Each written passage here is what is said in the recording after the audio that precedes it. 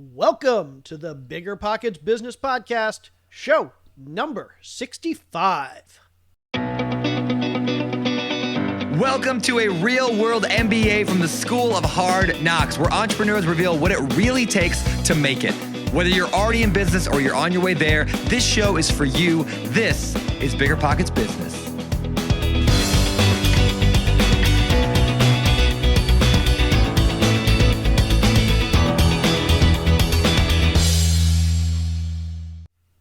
How's it going, everybody? I am Jay Scott. I am your co-host for the BiggerPockets Business Podcast. And on the other side of the microphone is Mrs. Carol Scott, my lovely wife and co-host. How's it going today, Carol?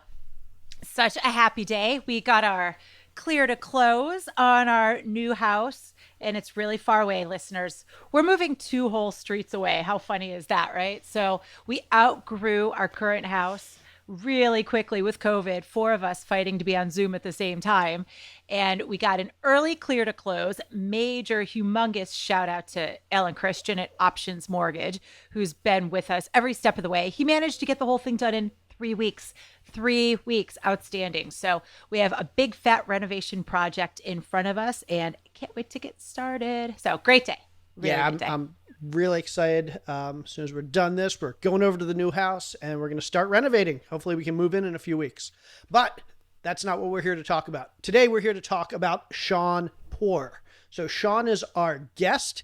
He is the founder of a company called CellMax.com, and he started this business at age 14 back in 2008. So get that. Age 14, he was a freshman in high school, and he started this business in 2008 during the worst recession in modern history. So he started this business not as a way to kind of be an entrepreneur or start the business for himself. He actually started the business to help his family. So his family ran a car dealership, a used car dealership, and back in 2008, they were having trouble getting inventory, finding cars that they could buy and then resell. So Sean started this company back in 2008 to help their business, to help generate leads and get inventory for his parents' business. Well, over the last 12 years, CellMax has grown from a small San Diego startup that was focused on helping his parents' business into its own standalone huge business. He now buys and sells cars all over the country. Just an amazing business. And he walks us through the starting, the growth, the evolution of CellMax and where they are today, literally selling tens of thousands of cars per year. So this episode is fantastic for any of you young entrepreneurs out there who want to learn about getting started, entrepreneurs who might have kids that want help their kids get started, or anyone else that's just looking to scale their business, because really Sean has scaled this business from a small website to what has turned into a very large business over the last decade. Make sure you listen to the end when Sean provides a fantastic tip on how to build your list of mentors, people that can help you with your business, but doing it without having to pay them anything or any money out of your pocket. Just an amazing episode. You guys are going to love it. For more information on Sean, on CellMax, or anything else we talk about in this episode, check out our show notes at biggerpockets.com/bizshow65. Again, that's biggerpockets.com/bizshow65. Okay, without any further ado, let's welcome Sean Poor to the show. Sean, welcome to our show. We are so looking forward to digging into your amazing story. You've accomplished such amazingly awesome things, and our listeners are going to absolutely love everything you have to teach them. So thank you for being here. Thank you for having me on the show. I really appreciate it. Oh, absolutely. This is great. So I want to go back. We talked in the intro about the fact that you started a business, not just when you were 14 years old, but you did it back in 2008 during probably the worst recession in modern history. So you were facing a lot of challenges. So let's go back to the very beginning, I guess, even before you were 14 years old, I guess. Tell us a little bit about your growing up, what was going on in your life, your family's life, your family's business life that led you into starting this business at age 14. Yeah, so my parents have always kind of been entrepreneurial. So my dad is immigrated here from Iran when he was around maybe 15. And he came here basically with no money at all, only like a few $100s. And so he really made it for himself. He didn't have any assistance. And my mother, she came from a small town in Minnesota, and they weren't very wealthy either. So they were kind of self-made individuals. And, they always provided for us and gave us a good life. And I watched over the years as my father and mother grew the business and got us to a point where we were doing really pretty well. My father invested in some real estate. And of course, when the '08 financial crisis happened, everyone kind of was shocked. And that's what kind of led to me stepping into the business. I saw that they had worked so hard for what they had, and I didn't want. I mean, they weren't at a point where they were gonna lose everything or anything like that. But biggest issue with CellMax or with my dad runs a used car dealership, so we had an issue with inventory, and we weren't able to fill the void that we needed in order to sell. So that's where the idea of CellMax came in, was to get us the inventory we needed, because we knew if we could get the inventory at the right price, then we could sell it. And so it was getting it at the right margins to move it. Okay, so that's actually interesting. So your parents, they did some real estate, but they also ran a used car dealership. And it sounds like Correct. In 2008, they were struggling a little bit. And the thing they were struggling with was getting inventory. And so originally, when you had your idea for CellMax, your company, it wasn't so much, I'm going to start my own company and I'm going to grow this company independent of my family's business. But instead, this was basically a lead generation effort on behalf of your parents. So you started CellMax as an opportunity to bring more inventory to your parents' business to help them, not necessarily to start your own business. Exactly. It was more to just aid them with what they had going on. That's amazing. Now, Sean, I'm so curious. You said 14 when this was going on, right? And so you were that in tune with your parents' business that you were able to understand that the missing link was acquiring that inventory. Can you please help us understand where that whole thought process came into play and what you decided to do to start solving this problem? So my dad was running a lot of advertorials in like the yellow pages and stuff prior to that. And, with the internet and everything, the yellow pages really started to become unprofitable for us. So that's kind of where I was like the computer guy. I mean, I wasn't great on computers, but I was like pretty tech savvy. So that's kind of where I came in. So I know that typically businesses evolve over time, and I imagine your business today is probably a little bit different than it was 10, 12 years ago. But what was the original, like when you sat down and first said, okay, I'm going to start CellMax, and I'm going to use this as an opportunity to generate leads. What was the business model that was going through your head? What were you trying to create on day one? So basically so instead of people like trading in a car to a dealership or something, we knew we could purchase the car probably for a better price than the dealer could offer. And that's what we were doing. We were just looking for problem cars, damaged cars that we knew we had a mechanic, we knew we could fix the car at a better rate and then resell it. That's what we were going for when we started. So you were basically you were going to use the internet as a lead generation tool, get people on the internet to sell you their cars. Then you were going to take these cars, you were going to repair them and sell them through your parents' dealership. Exactly. And so were you thinking, I'm going to do this locally? Were you going to start a website that found local cars? Or from the beginning were you like, I'm going to do this nationally and then have to figure out all the supply chain and operations and logistics? What was the scope of the business at the beginning? So first it started locally. We were targeting just San Diego, and then we started to branch out to areas that were nearby, like LA, things like that. But it was areas where we could kind of go to ourselves. We didn't have like a lot of employees, but if we knew the car was worth it, we could drive to LA or sometimes even drive 3 or 4 hours to get the car when we were starting out and we needed inventory.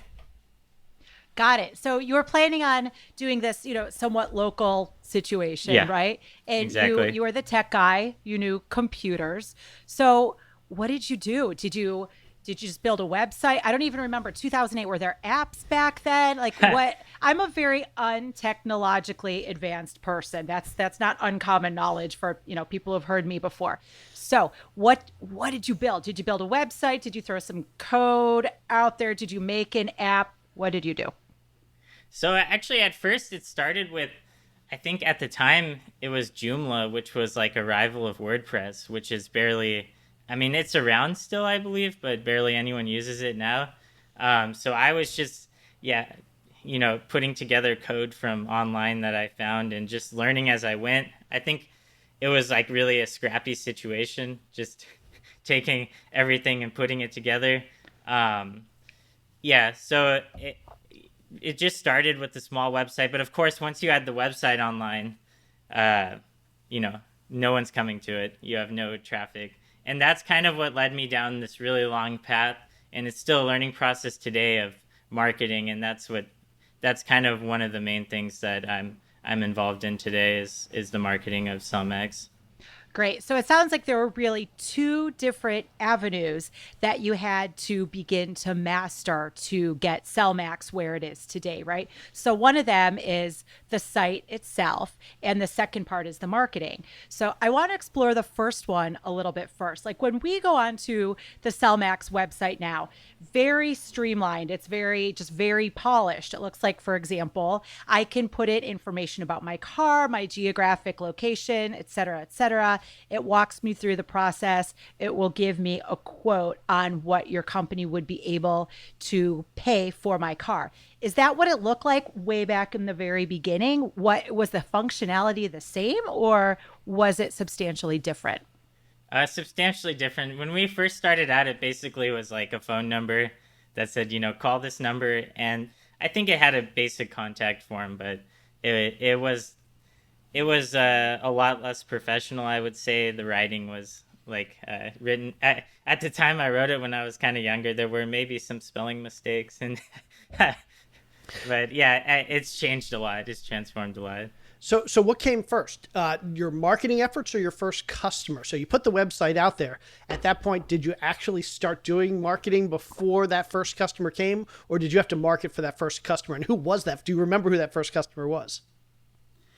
We had to market before the first customer. I can't recall the first customer because I didn't actually go myself. Probably my dad went and bought that car. So you were basically just, okay, I'm going to create a lead generation magnet for you, and now you're going to go do the work. And Yeah. did your dad pay you? Or were you just like, okay, this is part of the business, so we're giving you a place to live, we're giving you food. Like, what was the financial arrangement with you kind of running this business by yourself? Yeah, so it was kind of fun for me. I didn't really view it as work. One, I felt like I was learning some cool skills, and yeah, it wasn't really work to me. I was paid, and I basically could get most things that I wasn't spoiled, but I could get things. I stayed at my house and for free, and I got to buy some things that I wanted. So I guess that was my form of payment. That's great. So Couldn't ask for more. that's just enough to do what you needed to do, right? So it Yeah. sounds like you were building this lead gen website for your parents. Your dad would physically go out to the potential customer's home or whatever, figure out a way to purchase his vehicle. Well, how did it start growing from there, right? I mean, where did you have a couple things? How many people back in the early days were coming through the site so that your dad could purchase vehicles for their used car lot? And then what did you do to start expanding that? So I think in the early days, maybe we were purchasing like 10 cars a month or something like that. But for a local dealership, that was a pretty solid number. Um, and then in terms of how we started growing, like for one, when we first started out, we had no idea about like an entire market, which was kind of dealing with scrap metal, junk cars, things like that. Like the really junk cars we didn't want to purchase, and that was actually a decent amount of the leads. And so we started getting contacted by people who wanted to connect with us that were um, specialized in kind of scrap metal recycling and things like that. So it kind of gave us like another source of where we can sell the cars to. So that kind of gave us the idea to start looking, further out, because people were contacting us because we were showing up online, and they saw that our marketing was doing well, and they wanted to work directly with us. So you started this business again, 2008, 9, 10-ish were your first couple years, which, as we know, were difficult times to be in business. What are your thoughts on, and I guess here we are today in the middle of 2020, and we're obviously again in some uncertain economic times. So there are a lot of people out there who are thinking, is now the right time to be starting a business? What types of struggles am I going to have if the economy turns? But this is when you started your business. What do you say to those other entrepreneurs out there about starting a business during uncertain times? Is it a good thing, a bad thing, indifferent? I think that starting a business in uncertain times is actually one of the ways you can tell if someone's going to be successful or not. And I kind of give a hat tip to, I believe it's Paul Graham. He's from the Y Combinator. He had a tweet about this as well. And he said the same thing, that starting a business in like a uncertain time almost guarantees success, because it shows that the founder has grit and hustle, and that they're willing to go for it, even in an uncertain time. And, if someone has that sort of willpower, even things like big things, that all the failures that happen in business, which is gonna happen, if you can succeed in an uncertain time like that, you're gonna really take off when the economy gets good. And yeah, just putting yourself out there in that bad of a situation, it shows that you want it, you're gonna do it. I love that. And this is what you're talking about, Sean, is really just so applicable to what we are starting to face today, right? So many people are losing their jobs. Who knows what's going to happen with the economy? So I love that we're doing this interview now at a very similar kind of timestamp in history. So I'm curious, it sounds like back when you started this, you were still, if you're 14, that puts you in high school, right? Yeah, I think I was about a freshman in high school at the time. Okay, cool. So were you like working out of your bedroom? Were you working at the car dealership? I so want to know, what did your day look like? Like, were you up at 2 a.m. and you were coding and then going to school? Or what did your day look like? Where were you working out of? What was the arrangement with your parents? Just talk to us about the whole everyday situation. And then from there, I want to get into, did you go to college after that? So I'm really interested in this path. Okay. So yeah, where I was working was my parents' house. We had like a really small, we had a small office in the downstairs, and it's funny because we started referring to it as like the war room, because that's where I would just sit in there all day working on stuff. And it was just interesting, because I would sit there and work there, and I would run up in the morning, early in the mornings, I would run upstairs and tell my dad, like, we just did this, like, we just got these leads, like our website's doing good, we have more traffic now. And it was kind of an interesting scenario, just to wake up in the morning, check online, run upstairs. It was an exciting time. So that's really cool. And then you were going to school full time, and then you would go to school and then come home and do more of that. Yeah, it was funny too, because I would go to school, and then come home and work. And it's funny because towards my senior year, when the business was taking off and doing well, and senior year was kind of a joke year at my school, and I started taking off like close to almost every Friday at the end of the year, and the teachers weren't too happy, I think. And I think they thought I was ditching school. So to all the teachers out there, I was working on a business. I find this really interesting, because there's a lot of talk today amongst entrepreneurs, wannabe entrepreneurs, about the value of education. Even guys like Elon Musk have thoughts on, should people that want to go into business for themselves, should they be focusing on school? Should they be focusing on college? To what degree? Or should they just be going out and doing it on their own and learning on their own? What's kind of, given that you started in high school, and I don't know if you went to college or not, but what's your general thought on trying to start a business without, well, for you, without a college education, but for you, you started a business without a high school education at the time. So what are your thoughts for other entrepreneurs and business owners who are trying to decide, where should I be focusing? Education first or business instead of education?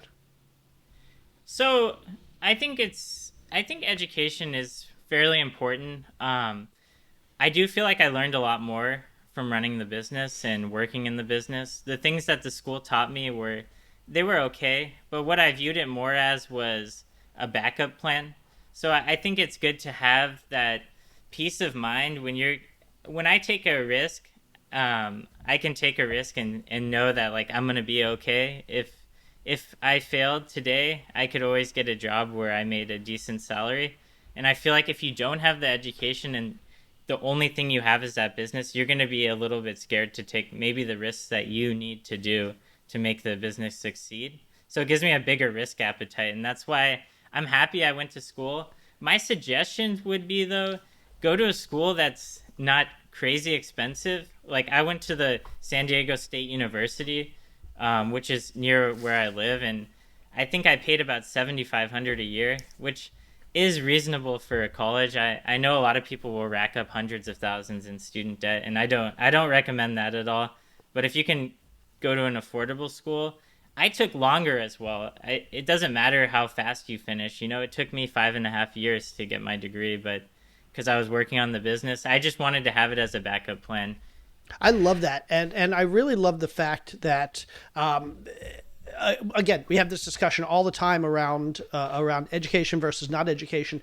And you just brought up something that literally I've never heard discussed, but makes so much sense, which is education is going to be a lever for risk. It's going to be a driving force to encourage you to take more risk and to be willing to fail. And people that know they have something to fall back on if they fail are going to be willing to take bigger risk in their business. And so I assume, based on that comment, that you're a big proponent of risk and potentially failure. And I know starting at 14 years old, you were in a great position that if you failed 20 times, sure, maybe you'll be 25 years old and you're still getting started. So what are your thoughts in general on risk and failure, and how do you apply those thoughts to your business specifically? Yeah, I think with every business, there's going to be a ton of failures. And starting a business is a risk, but I think if you work at it enough, I think it actually is in some ways less risky than having some job that you're tied to.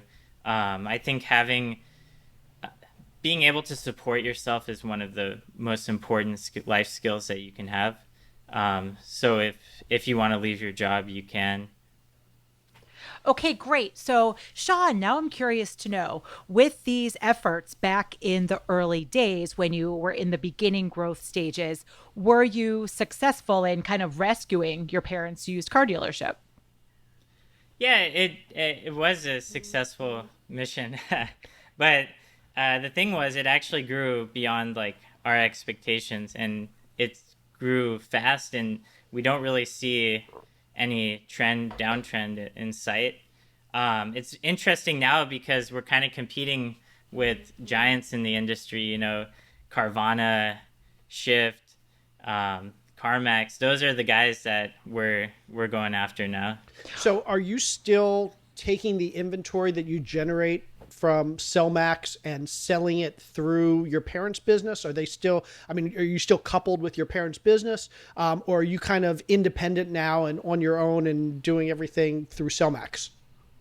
So my dad, still work directly with my dad. We've kind of grown together, and my mom is still a part of the business as well. But really, like, me and my dad are at the forefront. Yeah, so it's still a family run. We don't really sell cars through our dealership anymore.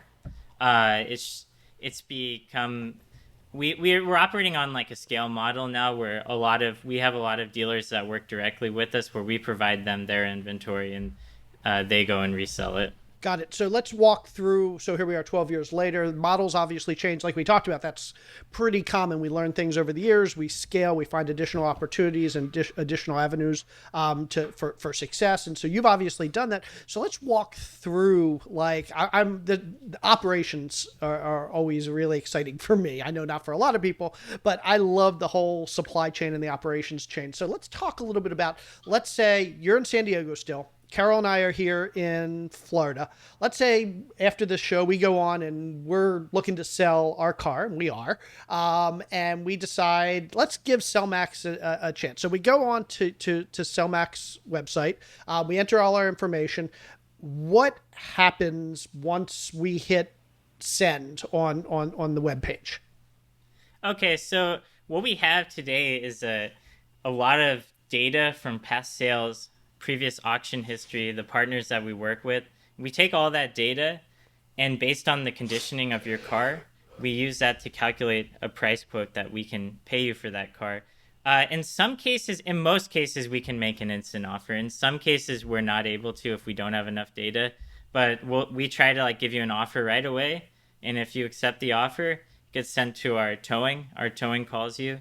They come to you, pay you, and pick up the car, and then everything's done. So does that mean you have towing companies that operate all around the country, and where do they take the car when they pick it up? And if they're paying me, how are they getting paid? I mean, this just seems like a really complicated, you make it sound really simple, but there's got to be a ton of stuff that's going on behind the scenes. How did you build this network of towing companies and dealers and all of that? Yeah, so a lot of outreach, or people coming to us because once you start to show up well and people see you, then a lot of people have reached out to us like, hey, can we work with you to get us inventory? So how it works is we either work directly with dealers. We also are partnered with a ton of auctions across the US. We have right now we don't really have any storefronts, but that's what we're looking to do. We have offices, but some of them, mainly we just go directly to the customer. We don't have any really fancy big offices right now. So yeah, we have dealers and we have auctions that we work with. And then, yeah, that's pretty much it. So if a dealer wants to buy it, then we'll take it to them and they pay us our side of the deal, and then they make their margins when they sell it at the location. A lot of these guys specialize in financing and stuff, and that's kind of where they make their money. Got it. Great. So I put in my car on your website. You look at it, you say, I'm going to give them $5,000 for that car. I say, okay, great, I'll take it. You send somebody out to pick up and tow the car. He hands me $5,000. Now you have this car. Do you have, what's the next step? How do you decide what dealer to give it to and at what price? Do they bid on it? Do you have something negotiated, like for my area already? Like what's... Yeah, from the back end, we'll have dealers that have like put in pre-input prices on cars that they're willing to pay, what they're willing to pay for the car. And then otherwise, some of them, if we don't have a good option with a direct dealer, then we'll take it to one of the auctions we partnered with. Also, some vehicles, maybe they do better like out of country for export, and those go to the auctions as well. So it just kind of goes through like a qualification of like, where can we get you the best money? And that's how we decide where to take it. And the tow truck will kind of take it wherever it needs to go. Cool. So you had mentioned, as part of all this network of the auction sites, of the dealers, of the tow companies, to grow that network, it was really just a lot of outreach, right? And so you've been doing this a while now, for 12 years, and that's probably just second nature to you. It's just part of your business process. But to all those of us who are wondering what that looks like, how did you go about that outreach? Did you have a sales team? Were you visiting people physically? Were you picking up the phone and calling people? Were you marketing to them online? What did your outreach efforts look like to begin growing this network that has enabled you to scale to the scale you're at today? Yeah, so some of the ways actually was a lot of cold calling to grow the network, and in the way that I did that, I think was worked pretty well. A lot of cities will kind of publish um, the new businesses in the area with like their business name and everything, so I could kind of find towers through there that were like just getting started that, of course, probably needed business, and that way we could work out a deal. And a lot of the tow truck drivers are kind of stuck, like especially the older generation. They're kind of old fashioned, stuck in their ways. So some kind of techie company asking them to work with them, they were a little reluctant. Excellent. And so was it you making all these cold calls, or when did you, well, let me back up a little bit. It sounds like back again in the beginning, it was you and your dad. At some point Yeah. when you decided to scale, is it safe to assume it was time to hire a person or a couple people to help you get where you are now?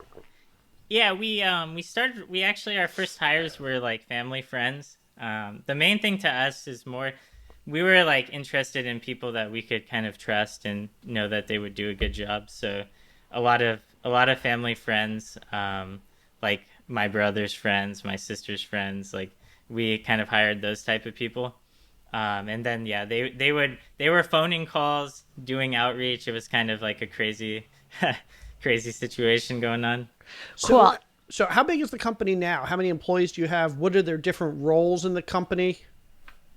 So right now we have around about 50 people working directly for us, and then we have thousands of independent contractors just throughout the tow truck drivers, I guess, would be like independent contractors that work with us, and they do all the pickups. And of those 50 employees, what are the roles? Like, are they marketing people? Are they operations people? Are they what do the bulk of those people do? How does that break down? The bulk of the people are like dealing with I guess logistics and like fielding leads. So of course, like a lot of things will go wrong in like the pickup process, and we have to kind of be on top of that. Like maybe a tower is running late, or some tow truck broke down, or this person has to reschedule. So there's like a lot of back and forth when it comes to that. But basically dealing with the leads is the majority.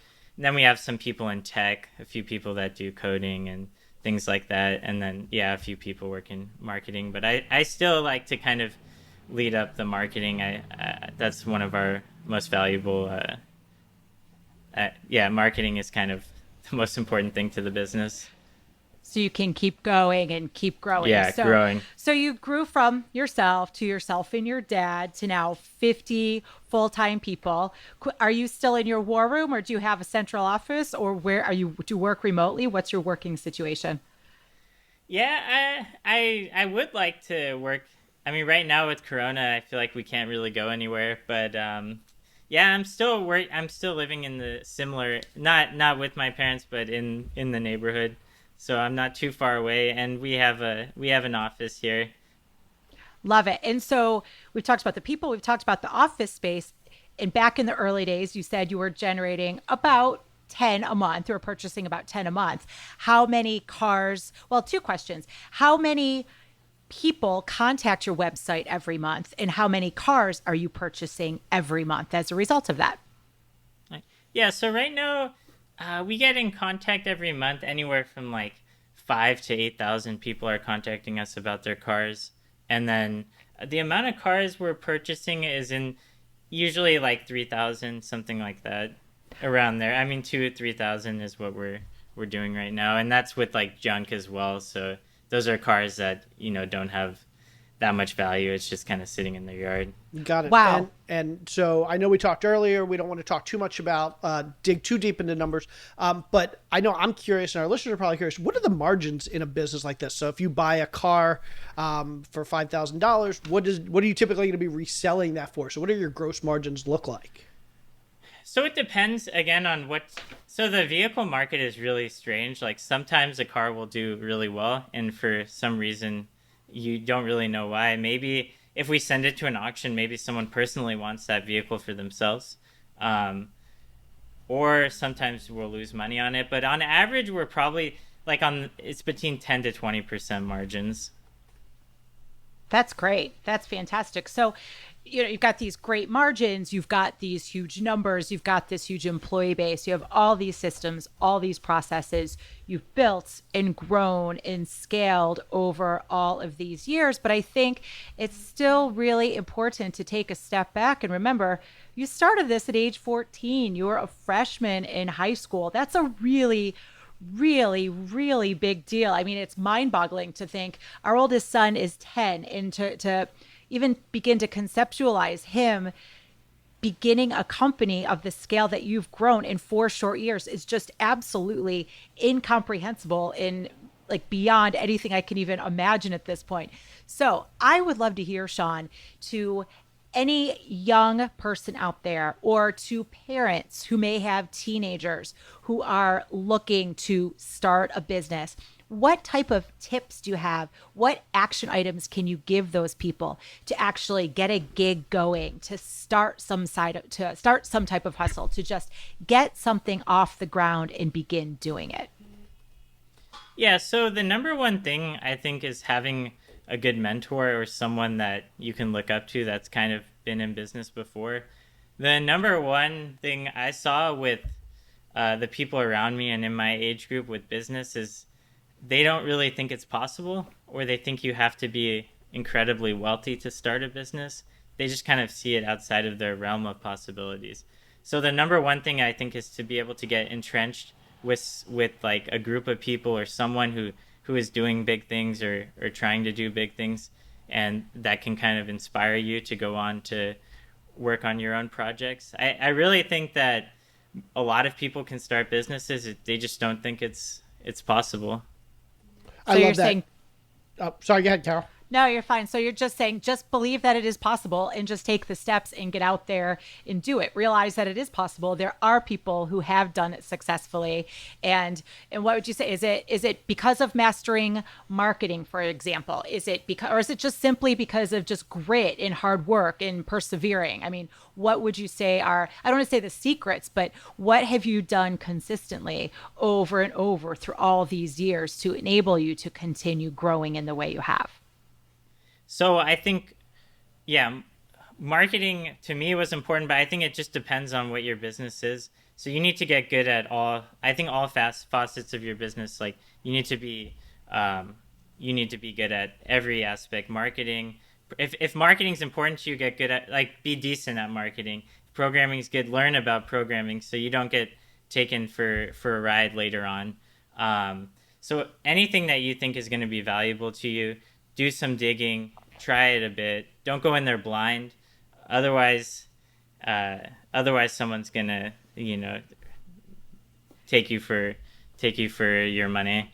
I suspect there's a story somewhere in there because you brought that up a couple times about if you're not aware, someone's going to take you for a ride. Do you have a story you'd like to share so we can learn from something that you've experienced? Yeah. So when we were starting out, like when I was younger, we found someone online and we paid them to work with us to do like search engine optimization. And yeah, it did not go well. They didn't do anything. And then they kind of started making threats about how they were going to, if we didn't keep paying them, they were going to do something to us. And it's just, you have to know who you're working with. And yeah, like with certain things like that, people make it seem like this magic and you don't really know what they're doing. I feel like the same can be with programming as well. If it seems complicated, you don't dig into it and people can say, oh, I did all this work, but did they really? Yeah. So there are a lot of people out there that are probably on the younger side and they're thinking, okay, I have a business idea I want to start, but we all know starting a business isn't free. And you've given a lot of great ideas on how you start businesses for a low cost. But what do you recommend to those people out there that are going to need some money? How do we make money while we're trying to start our business? And so I know I like to ask this question of especially those who are younger. Carol and I are old by most standards amongst our listeners. But for those in their 20s, there's this gig economy these days, and there's so many different ways to make money. What do you recommend to younger people who want to make some money to start their business, but they want to do it in a way that's going to be beneficial towards learning or driving their business forward? Okay. So For me personally, I think one of the best avenues for younger kids these days is because they're great with computers. Um, One of the things a lot of people will do now is start working on sites like, I don't know if you're familiar with Upwork. Yep. It's an online platform. You can kind of bid on jobs, apply for jobs. A lot of jobs out there are simple, like content writing.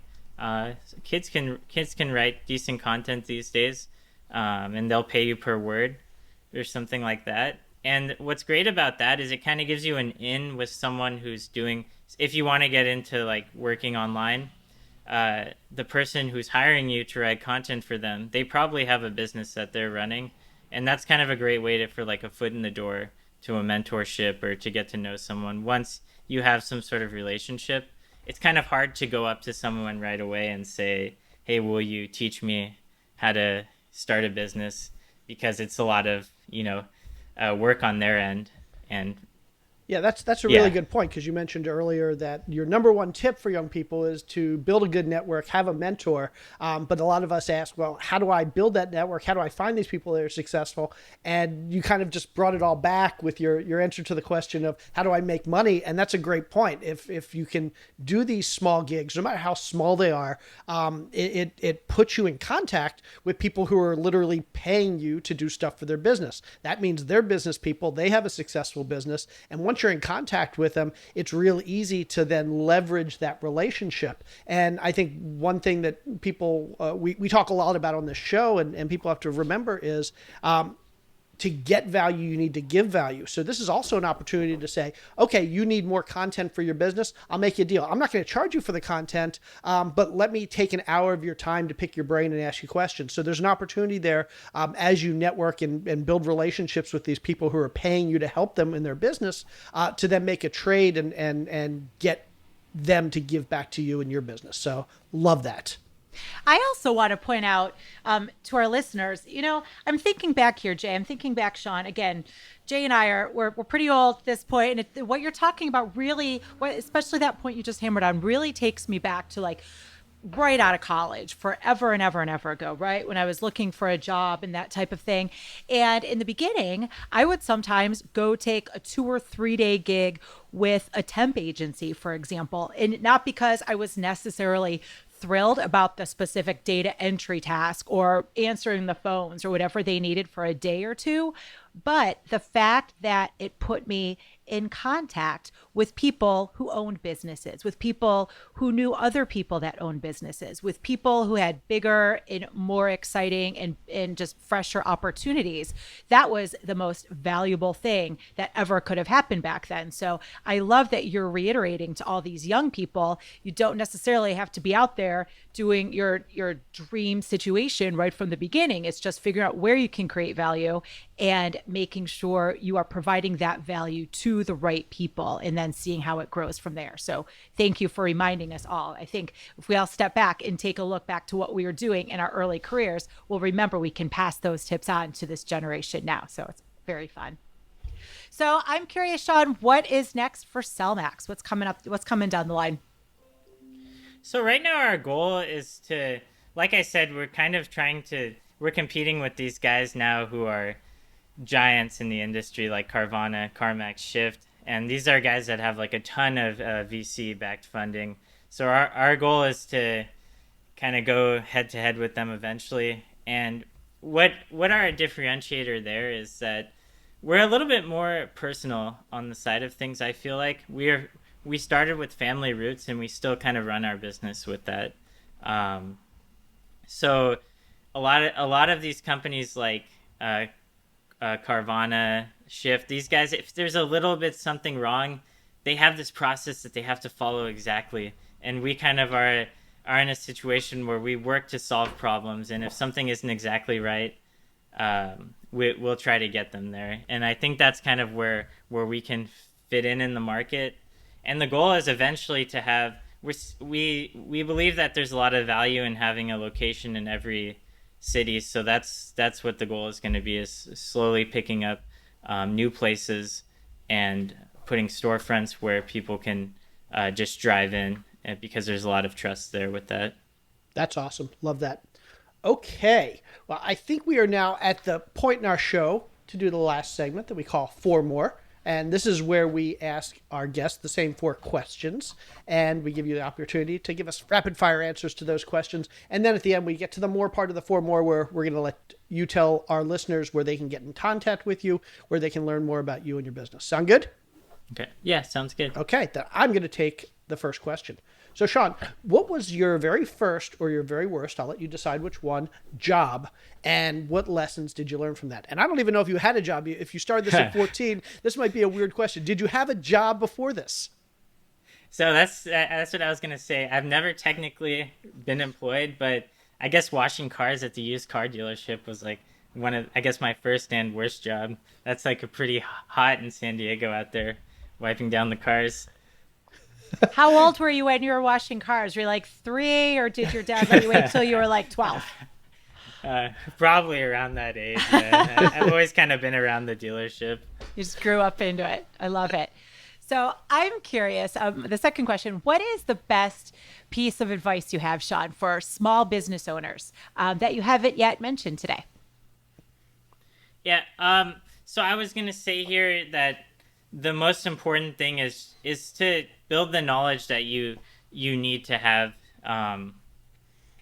Whatever it is that you're going to get into, make sure you're skilled in it a little bit. You don't have to be the best, but just know a bit about it so you can outsource.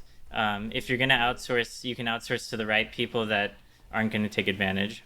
Yeah, absolutely. We talk a lot about that on the show, where it's for a business owner, a lot of times it's better to kind of be a jack of all trades than to be an expert in any one thing, because you're not necessarily doing the work yourself. Maybe at the beginning you are. You might be doing everything yourself, but eventually you're going to get to the point where you're not doing all the work yourself. You're going to be hiring people, but you still need to know, is this the right person to hire? And once they start working, are they doing a good job or a bad job? Are they being efficient? Are they overcharging me? So understanding a little bit about everything in your business, from sales to marketing to operations to programming to everything, is really going to allow you to manage your business better, even if you're not doing everything yourself. So sorry to. And I think that kind of comes along with starting a business on a budget. Like, you kind of learn the things that you need to know, and then as you grow, you can bring on the people that you need.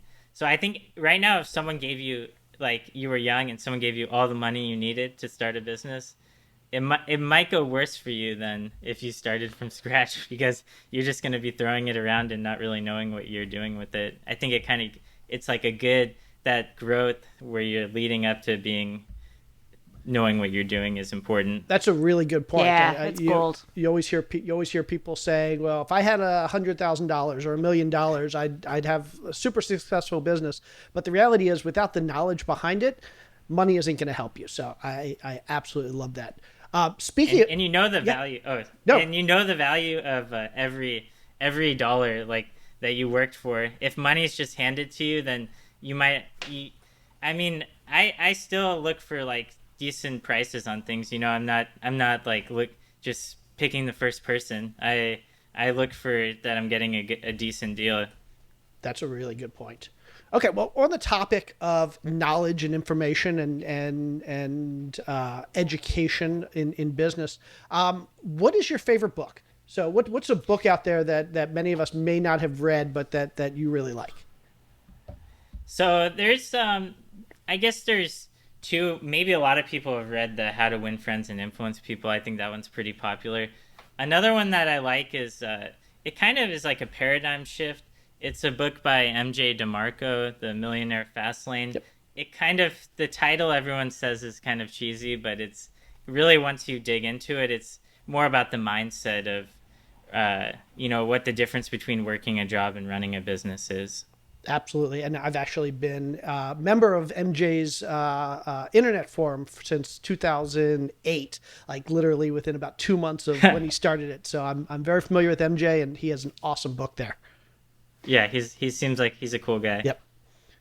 Awesome. So my fourth and favorite question is, Sean, what is something along the way in your personal or work life that you've splurged on that was totally worth it? So I'm a big believer in, like, I'm not a super materialistic person. Like, I don't think you get a lot of value from having fancy items.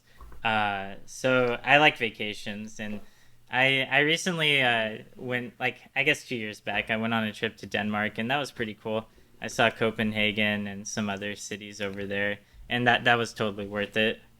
It's nice to be 25 years old and be able to travel the world on your on the success of your business. So I cool. love that. So And cool. if that's not motivation for a lot of people out there, I don't know what is. Awesome. Okay, so Sean, that was the part of the four more. The more part of the four more is, can you tell us where our listeners can find out more about you, find out more about CellMax, and potentially connect with you? Yeah, so to find out more about CellMax, you can go to cellmax.com. That's our website. If you want to email me directly, that's sean@cellmax.com. And Twitter, I'm on twitter.com/SeanPoor1. Awesome. Cool. Sean, thank you so much for being on, for telling your story, for providing just so much great information. We really appreciate it. And I look forward to having you back in a year, 2 years, 3 years, find out what the next piece of the evolution for CellMax is, and see where things have gone. Thanks, and I really appreciate you having me on the show as well. It's been fun, and I just know that when I was starting out, I did enjoy hearing about other people's successes, and that's kind of helps motivate you when things are rough, and it will be rough when you're running a business. So hopefully someone who's listening gets a little bit of motivation from this. I'm quite positive they will. Thank you so much, and we'll talk to you soon. Thank you. Bye, Sean. Bye, Thank Sean. you. Bye. Jay, seriously, how awesome is Sean? This man started as a freshman in high school, and here he is 12 years later. And I just love how he talks about, in the beginning, he was helping his parents, somehow managed to scrap together some code, build a website, buying 10, what did he say? I think 10, right? Cars every month. And now they're the 2,000 to 3,000 per month with 50 people, locations all over the country. Just such a great story all the way around. I love it. Yeah, I'm just going to say one thing, and that's for anybody out there who thinks you need experience or education or money to start a business. Sean is proof that you don't. He started this business 14 years old, didn't even have a high school education at that time, let alone a college education, and was doing this to help his parents' struggling business. He wasn't wealthy and throwing lots of money at this. He basically pulled himself up by the bootstraps?